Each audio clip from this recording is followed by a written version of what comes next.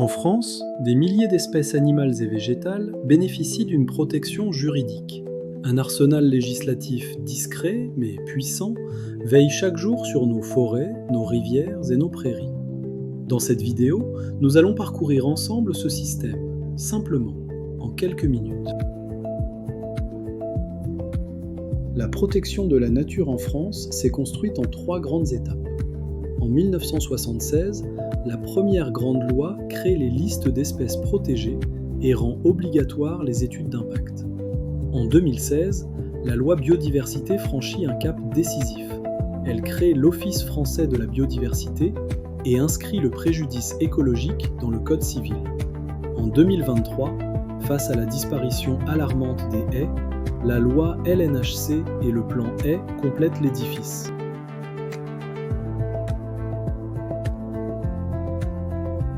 Trois acteurs assurent concrètement la surveillance de la nature en France.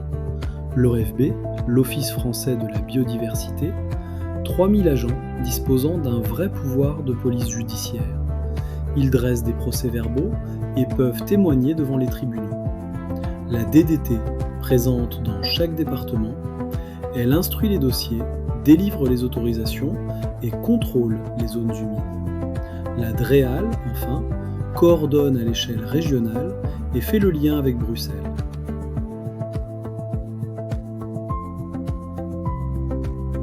Le réseau Natura 2000, c'est le plus grand réseau de zones naturelles protégées au monde. En France, 1869 sites, couvrant 12,5% du territoire terrestre et 11,3% des eaux marines. La France est le numéro 1 européen par la superficie de ces sites. Ce réseau comprend 2 types de zones, les ZSC, issus de la directive Habitat de 1992, qui protège les habitats et les espèces hors oiseaux, et les ZPS, issus de la directive Oiseaux de 1979, qui protège tous les oiseaux migrateurs et nicheurs.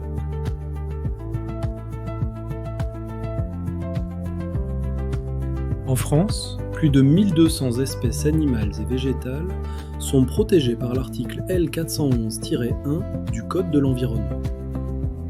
La loi interdit formellement 4 types d'actes: détruire ou capturer des individus, perturber leur nid ou leur gîte, transporter ou vendre des spécimens et détruire leurs habitats. Ces interdictions s'appliquent aux mammifères, aux oiseaux, aux reptiles, aux amphibiens, aux poissons, aux insectes et même aux plantes.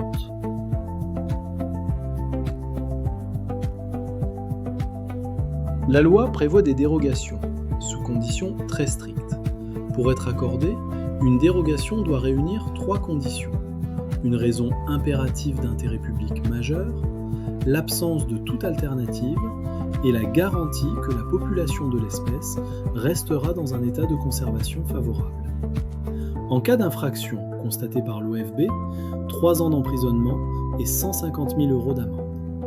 Le matériel peut être confisqué et la réparation du préjudice écologique imposé par le juge.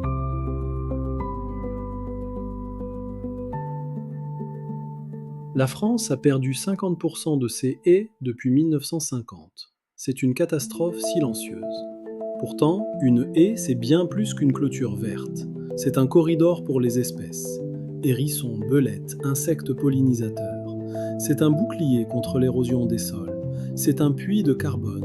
Chaque kilomètre stocke 7 tonnes de CO2 par an.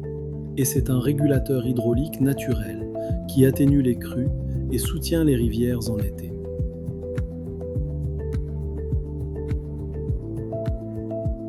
Pour enrayer cette hémorragie, le gouvernement a lancé en 2023 le plan haies. Objectif, planter 50 000 km de haies par an sur tout le territoire. La loi LNHC rend désormais obligatoire une déclaration préalable avant toute destruction. Les mesures agro-environnementales, cofinancées par la PAC, accompagnent les agriculteurs pour l'entretien durable. Et le label Haute valeur environnementale intègre la gestion des haies dans son diagnostic.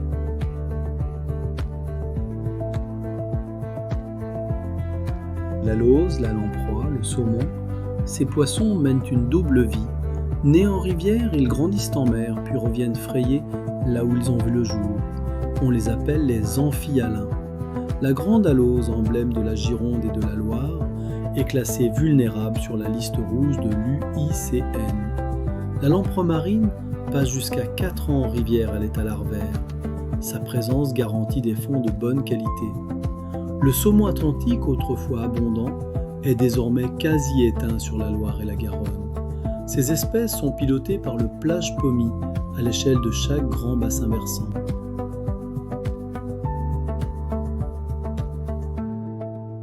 Pour que les poissons migrateurs puissent remonter nos rivières, il faut qu'aucun obstacle ne leur barre la route. C'est le principe de la continuité écologique. La directive cadre sur l'eau fixe l'objectif à 2027. En France, 6000 ouvrages, seuils, barrages, moulins, doivent être traités. Les cours d'eau de liste 1, aucun nouvel obstacle, et les ouvrages existants doivent être équipés. Les cours d'eau de liste 2, les propriétaires ont 5 ans pour agir. 3 solutions existent: la passe à poissons, la rivière de contournement ou l'arasement complet, la plus efficace avec retour immédiat des poissons.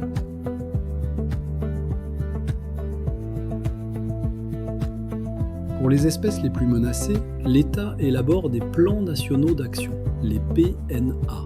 Ces plans diagnostiquent l'état de la population, coordonnent les acteurs, financent la recherche et mesurent les résultats sur 5 ans. Parmi les espèces couvertes, la loutre d'Europe, en plein retour dans nos rivières, la cistude, petite tortue aquatique de nos étangs, le vison d'Europe, avec moins de 200 individus, les 44 espèces de chauves-souris, toutes protégées, et l'esturgeon européen, en danger critique au niveau mondial.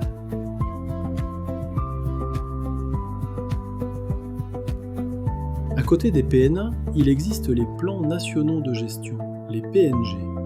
La différence est importante. Le PNA protège les espèces rares. Le PNG gère les espèces abondantes ou conflictuelles. Le grand cormoran fait l'objet de quotas de tir annuels pour apaiser les conflits avec la pisciculture. Le grand dauphin est souvent capturé accidentellement dans les filets de chalut. Le loup, dont les attaques sur les troupeaux ovins nécessitent un plan concerté avec les éleveurs. La bernage du Canada, espèce exotique envahissante qui colonise nos zones humides. Et le lynx boréal, en cours de repeuplement au Jura.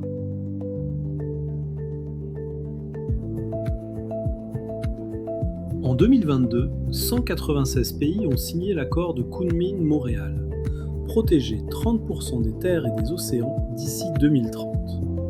La France a identifié 4 chantiers: restaurer haies et zones humides, rouvrir les rivières aux poissons migrateurs, appliquer les plans d'action pour les espèces menacées et renforcer Natura 2000 dans les Outre-mer. Mais la biodiversité, c'est l'affaire de tous. Agriculteurs, collectivités, industriels, citoyens, chacun peut agir à son échelle. Merci de votre attention.